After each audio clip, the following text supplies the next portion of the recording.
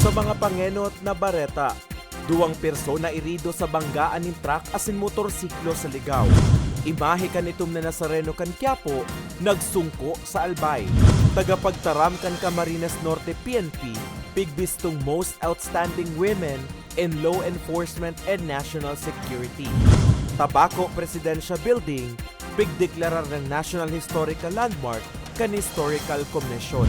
Asing ginatos na residente sa nito, binipisyaryo kan Tarabangan Caravan, medical asin dental mission kan Ako Bicol Party List.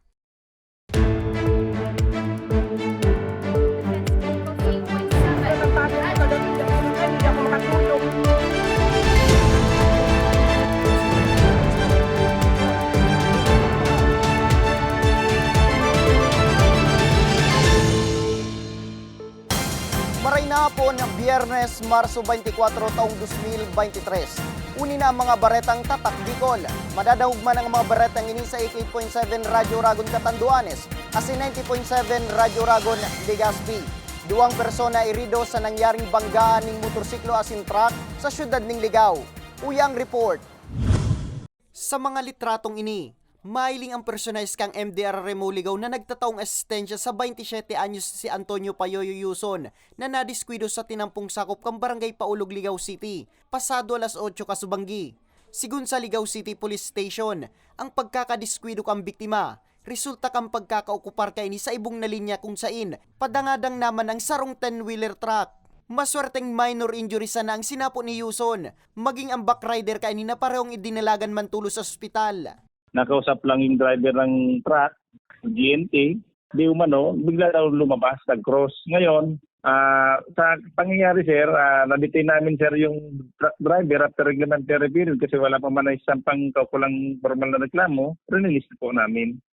Binisto ang driver kan truck na si Albert Capinya, napasiring ko tang ginubatan, aminado man ang hepatura, nabako na bago sa indang siring na aksidente, partikularmente sa nasambit na lugar. Accident-prone area kaya ini kaya kinakaipuan ng gadang labing pag-iingat. Tatanungin kung alamin po natin yung data regarding dyan sa Maharlika Highway dyan sa Kuan. Medyo marami-rami na lang. Kasi isa yan po sa mga prone area, ang Kapaulo, kasi straight po yan. Tapos may kung familiar po kayo sa lugar, mayroong intersection dyan na hindi familiar sa mga motorista o sa drivers, kaya nagkakaroon tayo ng aksidente. Di pa maning naging pag-ulay ang ambuslado. Sa presente, nagpaparayray pa sa ospital ang biktima. Para sa mga baretang tatak Bicol, Nomer Corporal. Imay kang itom na Nazareno kang Quiapo nagsungko sa Albay. Detalye sa report ni Carmelo Balya. Labilabing kaugmahan ang namamatay kan retiradong parotokdo na si Nieves, kan makalihis kaya aninhalawig na panahon, liwat niyang mahihiling nin personal an imahe kan itom na Nazareno kan Quiapo.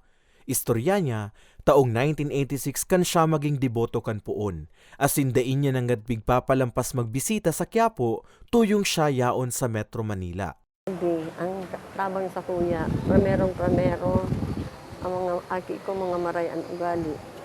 Tapi ko pangaji ko saya maging maraysinda, makingani kami bako man mayaman, na kung baga sa kaunting paghanap kan sa indang ama, nakakaraos man kami. Tapos, maski diit, napapagkasya kami. Dahil kami nangunya nagkakapangutang, akong arog ka ito, daday pa ako sa iya. So, para libot ang utang. Siring man kay niyang namamati ni June. Sabi niya, sa hararom na pagtubod siya nagsarig sa mga panahon may mga pighahampang siyang angat. Sa katunayan, siya ang tagsadiri kan lunadan na pigagamit sa paglibot kan imahe sa Quiapo na ikatulong beses ng ngunyan na ginamit man sa Albay. Birang deboto ng Nazareno since college pa ako. Nahiling ko man na mapagal po. Mapagal, magastos, yung lahat ng gabos ng pwedeng gibuhon mo sa lawas mo, masakripisyo ka talaga para makaabot ang digdi sa toya. And nag-travel po kami niyan for almost 15 hours from Manila. Tanghaling yun na truck. Iyan po yan.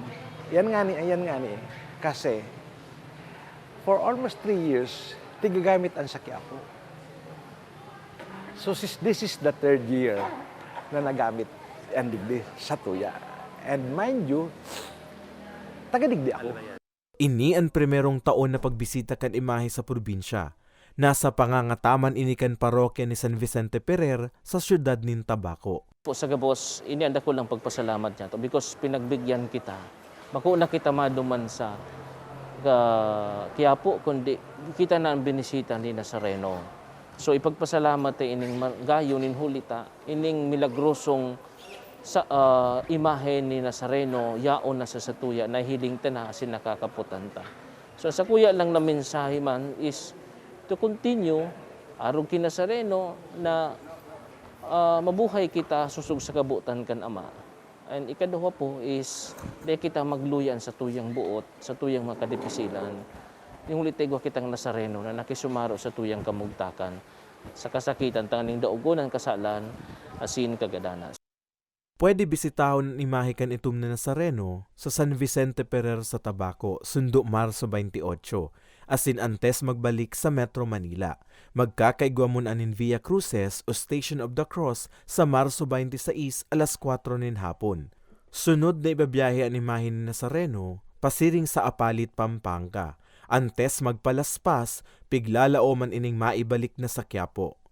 Para sa mga baretang tatak Bicol, Carmelo Balya. Tabaco Presidential Building deklarado ng National Historical Landmark. Asin, Tarabangan Caravan Medical and Dental Mission kan Ako Bicol Party List, ginibo sa Maanito Albay. Yan asin iba pang bareta sa samuyang pagbabalik.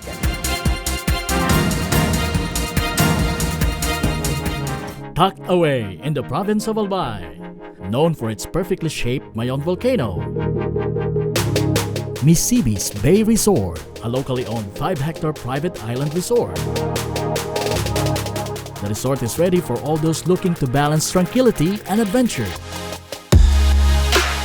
This tropical destination is where guests can either choose to relax under the palm trees or have an adventure under the sun. It features modern and luxurious rooms and villas, recreational facilities, and sophisticated services.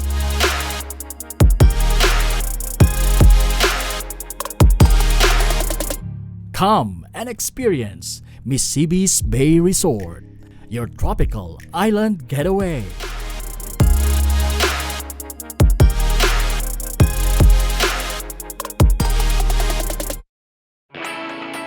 Naghahanap ka ba ng trabaho? Marunong ka bang mag-shoot ng video? Mag-edit? Magaling ka ba sa social media? Willing ka bang matuto? Graduate ng journalism o may alam na sa media? Apply na dahil naghahanap kami ng videographers para sa Camarines Norte, Sorsogon, Camarines Sur, Catanduanes at Masbate. Ipadala ang inyong resume sa actioncallcenter@gmail.com at maging pinakabagong miyembro ng aming team. Tara na!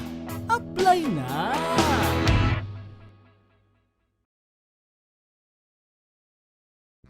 Sa imong ka nagpapadagos na pandemya, daima nag-uuntok sa pagriparo, ang satuyang satiring partido, ang Ako Bicol Party List, yaon pirmi sa pagpadangat kan mga kasaraditan, sa tabang kan manto ni ina, ano man na panahon, hain ka man sa kabikulan. Viva la Virgen! Viva Nuestra Señora de Peña Francia!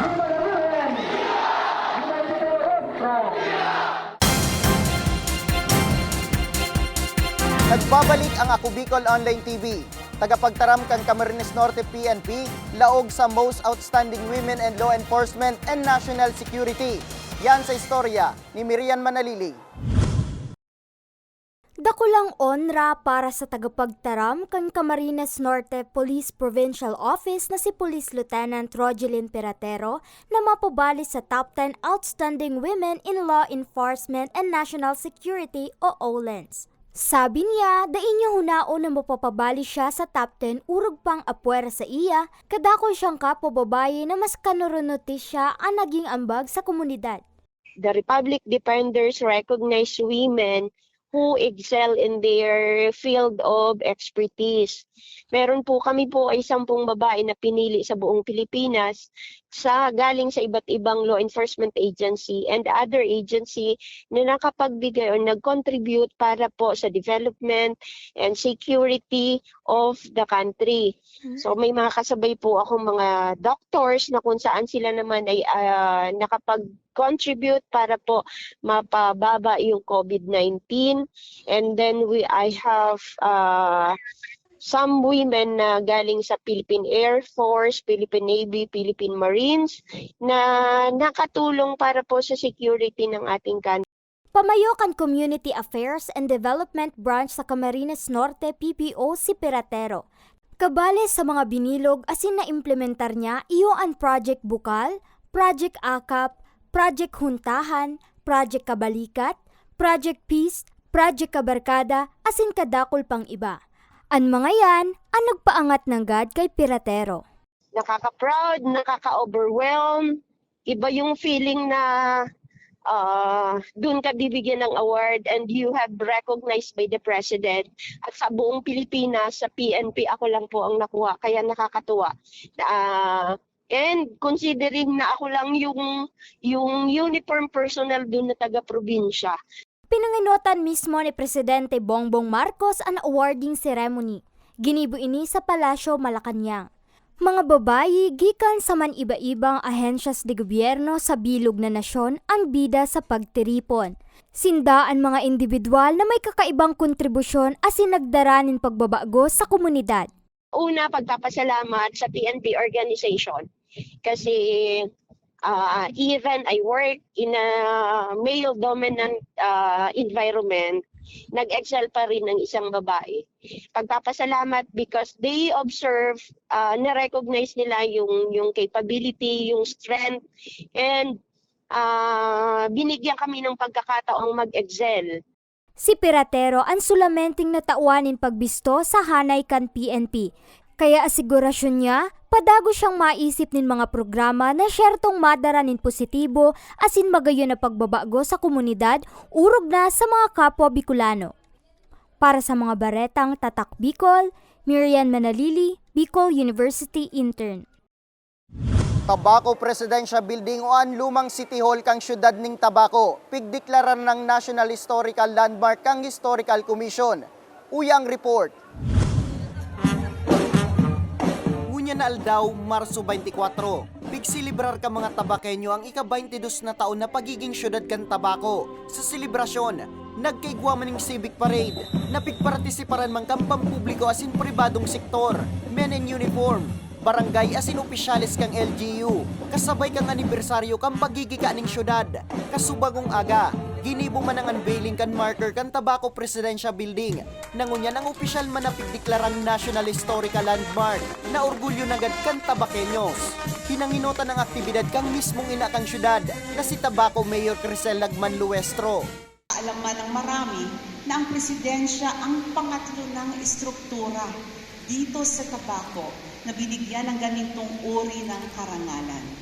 Isa na po dito, itong parokya ni San Juan Bautista at ang isa pa ay ang bahay kalakal ng Smith Bell and Company. Sa mensahe kang alkalde, hinagad man kani sa mga masunod na maserbing pamayo kang syudad na pangatamanan ang sa iyang mga winalat na ligasiya bilang ini ang sa iyang huring termino. Asin padagos man na mag-isip ni mga paagi na lalong mapabisto ang syudad. Nahiling ko po na ang Tabaco tunay na nakaangkla sa faith, hope, and love. Presente man sa selebrasyon si Albay 1st District Congressman Edsel Lagman na nagiras man ka mga agi-agi kang syudad ng Tabaco.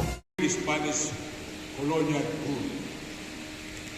The parish church, the town hall, and the plaza form the plaza complex. And these three structures or institutions are proximate to each other, even today in many municipalities and cities in the Philippines. Mientras tanto, tinauan man pagkakataong Kampalasyo Malacanang ang Lambang Tabaqueño na maisilibrar ang Charter Day as in cityhood founding anniversary kang syudad. Sa paagi, kang pagdeklarang unya na daw bilang special non-working holiday. Para sa mga baretang tatak Bicol, Nomer Corporal.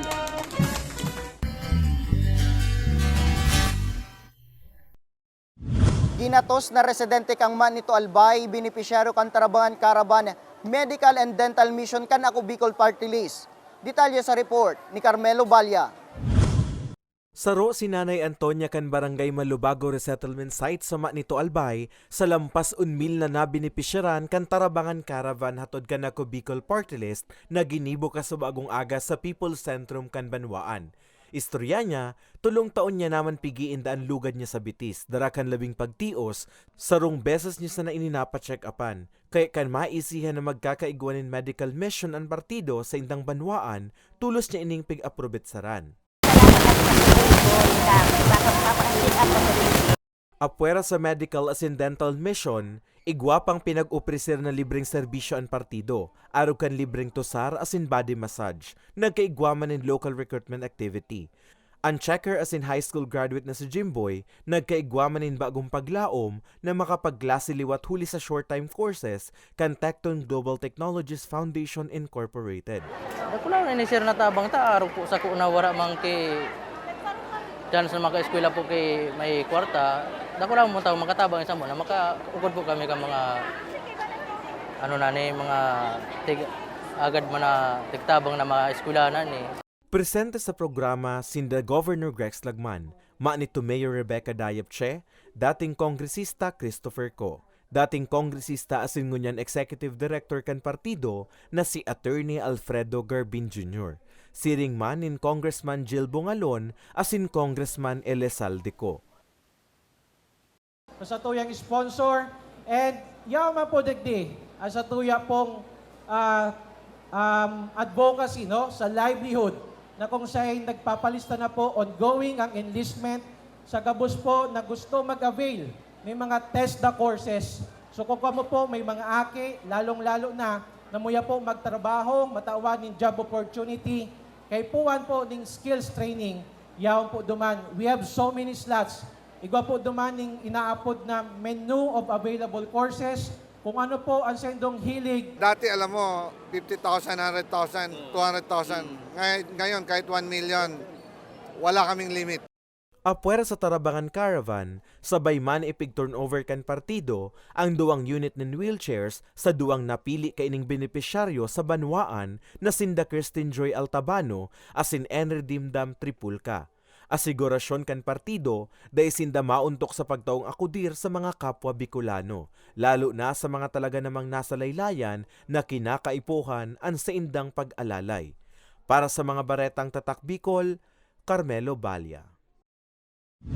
Asin yan ang mga katripunan kan mga istoryang tatak Bicol. Ako si Nomer Corporal. Salamat!